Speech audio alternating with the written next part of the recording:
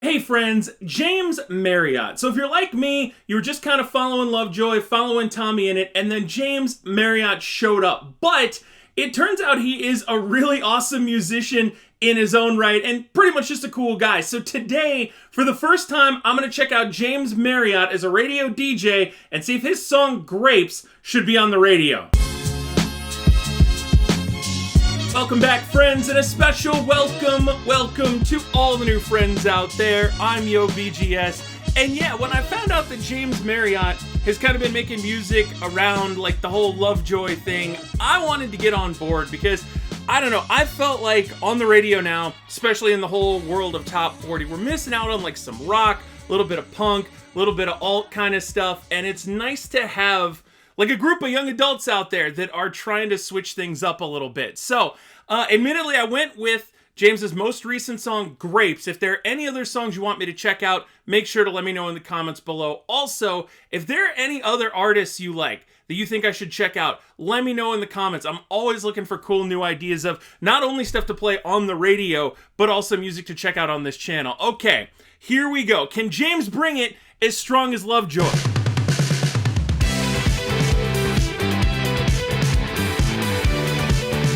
I already like it. I love that we're starting off with just the nice little, again, as a radio guy, you know, because I work for a top 40 station, when you get these little, like, things you can talk over, always fun. The Smash Mouth style fisheye lens. It feels pretty Lovejoy-y.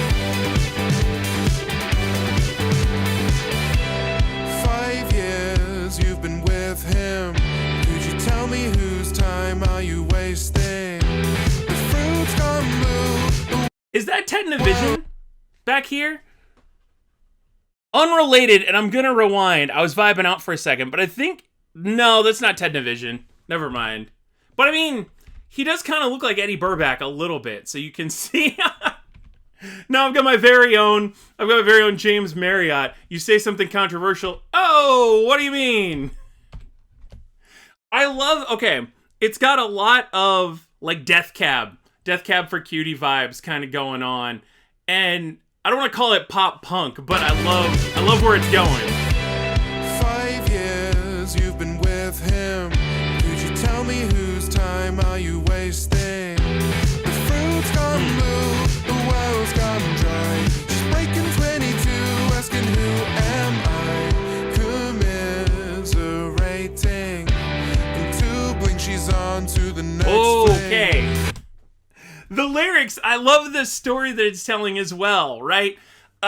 Most of you, if you are younger, you'll realize when you grow up, the people who get into those relationships with the high school sweetheart may not exactly work. I say that as somebody who was dating someone at 18 that I married at like 21 and was out of that by like 23. So it's a very relevant thing, and I think that as we get, well, when this song came out, which was over the summer, you saw this a lot too, right? With the relationship, someone's going off to college, and in 2 seconds, that person who went off to college has found someone else. To blink, she's on to the next fling. That's all it took to say goodbye. Hey, is that Ash? Do we have an Ash sighting? I'm pretty sure we do, which explains some of why this sound, because it has a Lovejoy sound to it, which is a little tricky because then I'm using the same comparisons for James that I am for a lot of Lovejoy. But I like that his voice is lower than Wilbur. Like, this feels very distinct too. He's got a cool voice. I love it. It's so unique. She's been waiting for the chance. Maybe she's never. Is she the pro-tag? Oh my god. I'm not rewinding because I don't want to see that again, but is she the pro-tag in all of this? Wouldn't leave, then she did. He's not smiling with his eyes again. She said he doesn't want it, he just needs a friend. Only getting nervous now the rope is being set. Okay, so that's a first for this channel. I was vibing so hard that my camera died. and I'm not sure where it died, so I'm just going to go back a few seconds. I know I was mentioning that, honestly, some of the guitar parts in this and the keys remind me a little bit of, like, Twerp. You know, if you're familiar with that band. I'm not going so far as to say James Marriott is Dr. Sung or anything, but there are some similarities in a good way.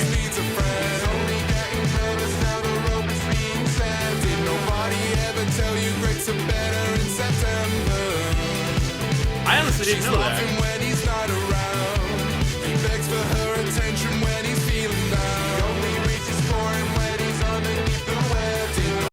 Okay, this is getting interesting, because I was also talking about, like, who the protag is in this story. Is he or she the right one in the relationship? But it sounds like no, neither of them are. They, you know... Yeah, so she's that caretaking-y kind of vibe. It's almost like she's got the mommy vibe going, and that's sort of what he's into. But a relationship is not based around taking care of someone. His dancing's contagious. He always cared, but he's had enough. 'Cause all this constant fighting doesn't feel like us. He knows it's time to move on. She's been waiting for this moment for so long. She never shared why she felt so rough. She broke another heart so she could fall in love. She broke another heart so she could fall in love. Doesn't give a shit if it sounds wrong. She's fucking City Boys to her favorite song. That's, you know, everyone needs a hobby, I suppose, as long as, you know, everybody needs a hobby. But honestly, it is that thing. It's like a coming of age type thing where you really do go through a lot of what you don't want oftentimes to find out, like, what you do. And again, I know I'm getting way into the weeds of the song itself, but I like doing that because when it comes to stuff that we pick out for the radio and stuff that we end up playing the heck out of, it's something that makes you feel a certain kind of way. You have to be able to dance to it too in a lot of instances, but it makes you feel a certain kind of way. And I think that this is, you know, a lot better than, I don't know, like Duncan Lawrence in Arcade is coming to mind a bunch, but I like this story a lot better than that one, even if this is a breakup story. She's been waiting for the chance. Maybe she's never lived. She told him she wouldn't leave, then she did. And maybe he wanted more. But again, like, people make promises when they're kids. Hot. Find you a significant other that does that. But people make promises when they're young adults and kids that they don't realize are not going to be viable once they're fully grown. And maybe he wanted more. Imagine the look on her face if he's sleeping on the floor. Yeah, the guitar is giving me big Lord Phobos vibes. Sleeping on the floor. It seems he's found his place. There's no point in him anymore. She needs to find some space. Okay. Tripping out of the back door. He said, I fell for someone new, but she's just. Is this how we're getting back? Are we getting back to one more chorus here? He said, I fell for someone new, but she's just another girl that looks like you.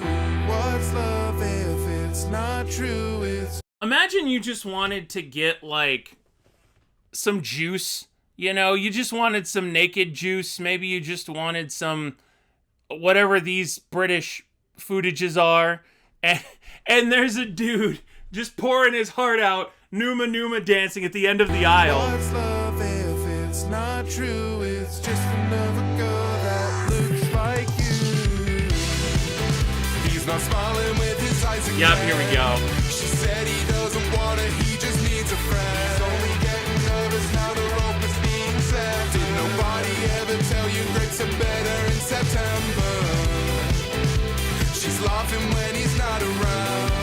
He begs for her attention when he's feeling down. He only reaches for him when he's underneath the Yeah, I mean, it feels like they both have their toxic traits here. Only reaches for him when he's underneath the web. Did nobody ever tell you grapes are better in September? I fell for someone new, but she's just another girl that... Dude, and you can hear it. You can even...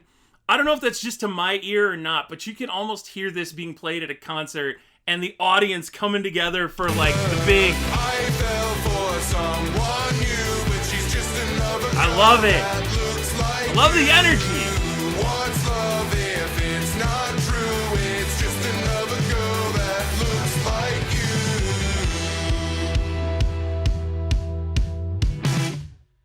you. And a quick out. So that actually works out well for radio, because then you're like, WXYZ, we're back here with the blurbity blur, flurbity floob, and blah, blah, blah. So that ends up working out pretty well for outro. The intro was like 15 seconds, which to radio people, glorious. Love being able to talk over intros. And the song itself, man. This is why I like doing this. This is why I like this project, because there are a lot of YouTube creators that are hitting on themes that I feel like need to be talked about, you know, and could be talked about in music. And it's a style of music that's not getting enough representation, right? Like when Walk the Moon comes out, you know, they'll get radio play. Panic at the Disco, they'll get radio play. But we're in this like rocky road of the same few bands coming up again and again, and it's if we could get a new resurgence of that rock, almost punk, the alt sort of, it's not quite college radio, but it's like that, it gives me those vibes. If we could get a new resurgence of that, I would be happy. Is someone has to play them a bunch. So, what do you think? Do you love grapes? Do they taste better in September? Let me know in the comments. I love the fisheye lens again. I was a fan of this. I would play this on the radio for sure. If it jumped through the hoops it needed to jump through to get there first. But thanks for checking out this video. Take care as always, my friends, and I will see you in the next one.